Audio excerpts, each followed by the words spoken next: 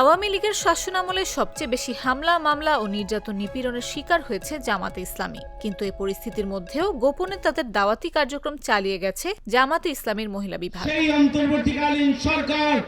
আগামী জাতীয় সংসদ নির্বাচনে নারী ভোটকে ঘিরে বড় কৌশল নিয়েছে জামাতে ইসলামী। তাদের মহিলা বিভাগ প্রকাশ্যে মানববন্ধন, সভা, সেমিনার ও বিদেশি কূটনীতিকদের সঙ্গে বৈঠক করে শক্ত অবস্থান জানান দিচ্ছে।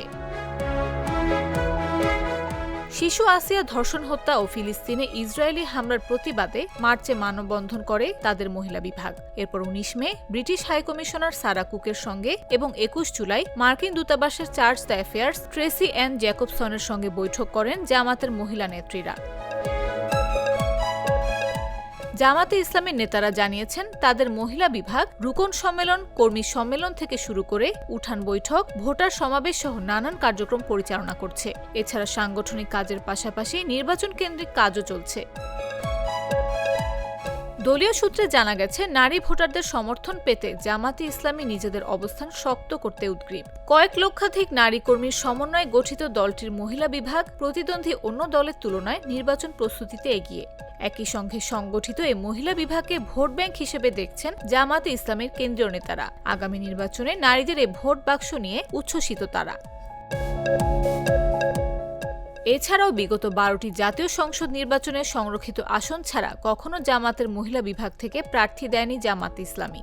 আগামী নির্বাচনের প্রার্থী দেওয়ার সম্ভাবনা রয়েছে। একেবারে তৃণমূল পর্যায়ে বিস্তৃত এই মহিলা বিভাগ আগামী নির্বাচনে জামাতের জন্য গেম চেঞ্জার হয়ে উঠতে পারে বলে মনে করছেন বিশ্লেষকরা।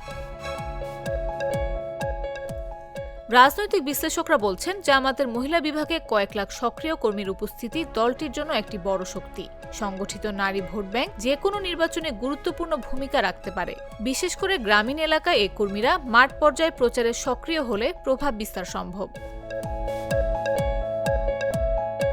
তারা বলছেন, জামাতের এই অর্গানাইজড মহিলা কর্মী বাহিনী নির্বাচনে বড় রকমের প্রভাব বিস্তার করতে পারে। তবে জামাতের রাজনৈতিক বাস্তবতায় শুধু নারী কর্মীর সংখ্যার উপর নির্ভর করে বড় ধরনের নির্বাচনী সাফল্য অর্জন করা কঠিন হতে পারে। কিন্তু ছাত্র সংসদ নির্বাচনগুলোতে জামাতের ছাত্র সংগঠন ভালো করছে, এটাই একটা হাইপ।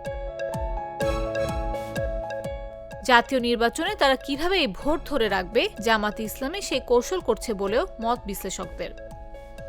নাফিস আব্দুল্লাহ, জাগো নিউজ।